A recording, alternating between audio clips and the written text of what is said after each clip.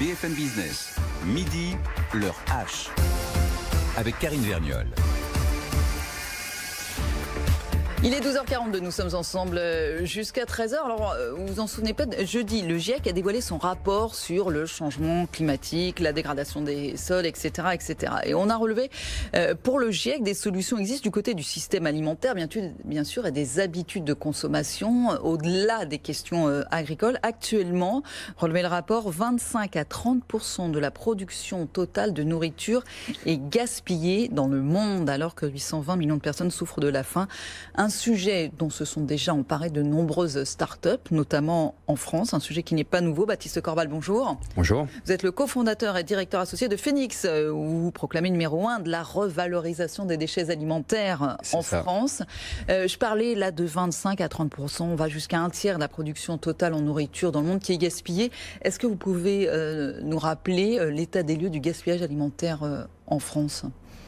Alors ça évolue dans le bon sens. Il y a eu beaucoup de choses qui ont été faites justement avec des lois pour lutter contre le gaspillage alimentaire. Je pense qu'il y a aussi de plus en plus de solutions qui émergent, dont Phoenix en fait partie, mais il y en a d'autres.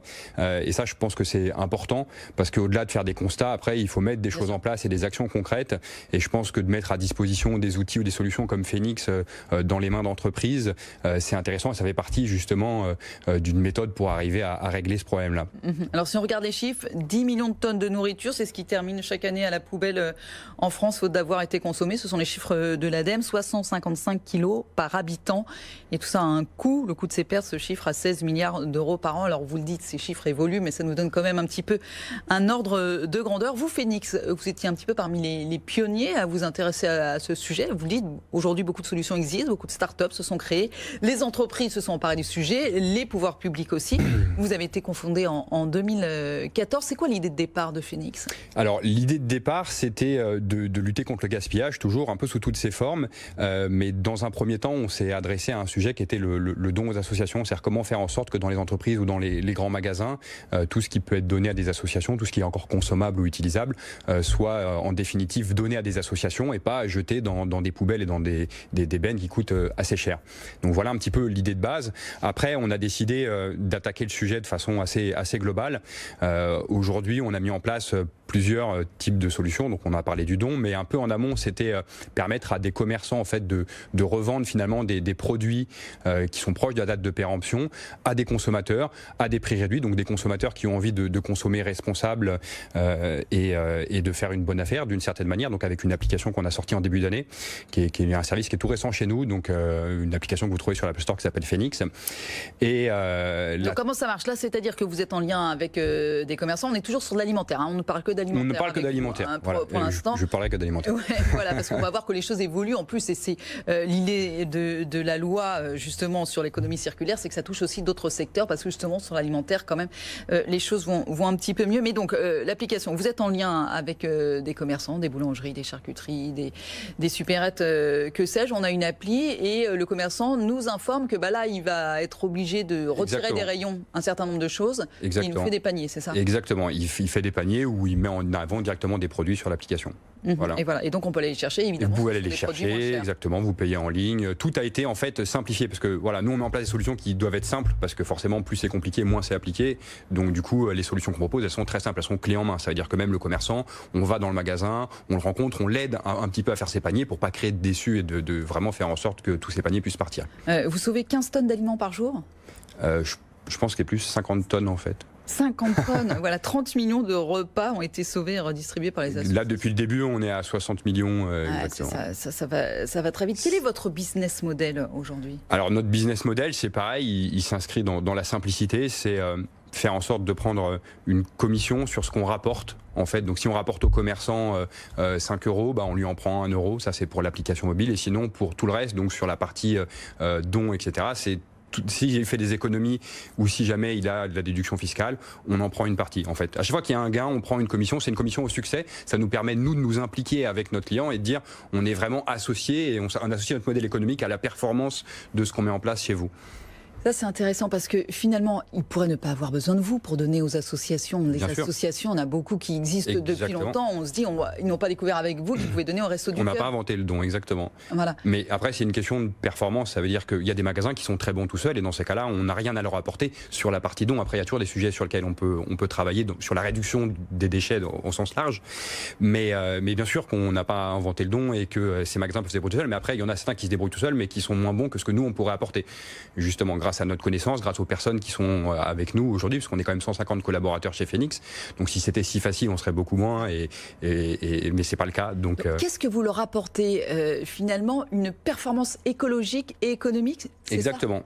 Exactement. Économique dans un premier temps, effectivement, parce qu'on contribue à réduire les déchets et donc du coup à réduire finalement le budget de gestion des déchets qui coûte très cher aujourd'hui aux entreprises. Et après écologique évidemment, puisqu'on réalloue finalement les ressources à différents acteurs. Donc là aussi, l'empreinte carbone, si jamais on récupère des produits, des invendus, quelque part, on ne consomme pas des nouveaux produits et les invendus ne sont pas jetés. Comment vous pensez que vont évoluer les choses, Baptiste Corval? Parce que vous le disiez, des start-up sur le sujet, il en existe quelques-unes.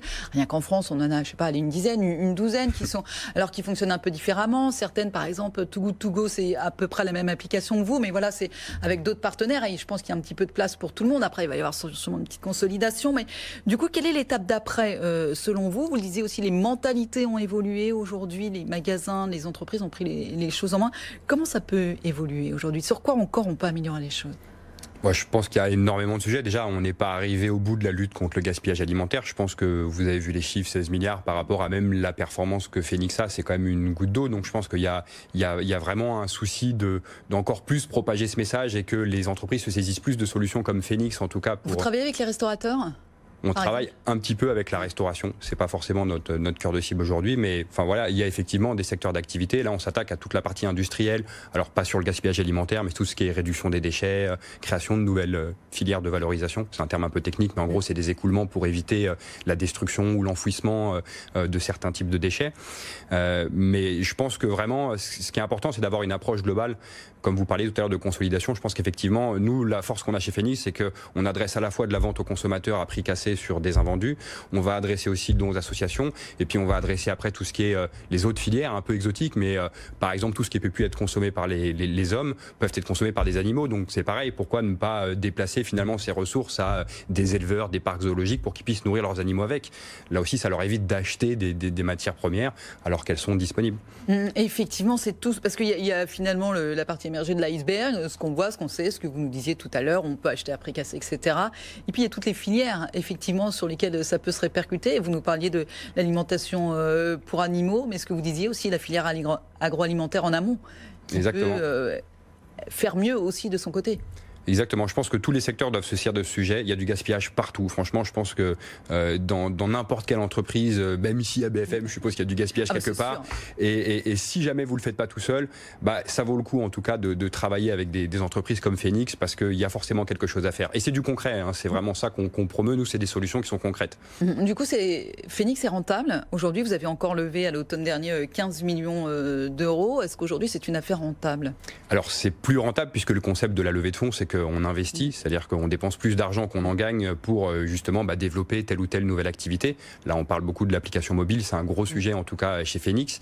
Il y a le déploiement à l'international aussi. On est présent en Espagne et au Portugal, un peu en Suisse, et on est là pour justement essayer de s'étendre au maximum, parce que effectivement ça concerne toutes les entreprises de gaspillage, mais ça concerne aussi tous les pays, et on a envie en tout cas d'apporter, de proposer nos solutions et de voir comment ça évolue dans d'autres pays. Mais est-ce que vous couvrez déjà pas assez la France? Parce que souvent ça part de Paris ou d'une grande ville, et puis on se dit après il y a tout le reste. Alors nous on est présent partout en France, on est présent dans 23 villes, donc on couvre, je pense qu'on a une belle couverture nationale. Après en termes de part de marché, puisque c'est beau d'être présent partout en France, mais il faut que tout le monde se serve de nous, on a encore du chemin à faire. Et donc c'est pour ça que effectivement les expositions médiatiques, etc., comme ce que nous proposez, c'est intéressant, parce que je pense qu'il y a encore beaucoup de gens qui devraient travailler avec nous. Voilà. J'imagine qu'il y en a encore beaucoup qui devraient travailler avec vous. Quels sont ceux que vous recherchez, enfin que vous À quelle porte vous frappez le plus aujourd'hui ? On est très orienté sur la grande distribution, non pas parce qu'ils sont mauvais, au contraire, là aussi c'est vraiment un secteur qu'on a vu évoluer en tout cas sur le sujet de la lutte anti-gaspillage, et il y a beaucoup de solutions, mais je pense que du coup on est un bon renfort en tout cas pour aller plus loin dans les démarches qui sont déjà mises en place. Après, comme je vous disais, à toute la partie industrielle, il y a l'application finalement qui s'adresse aux commerçants, donc comme vous disiez tout à l'heure, aux boulangeries, aux vendeurs de sushis ou autres, où là on aura...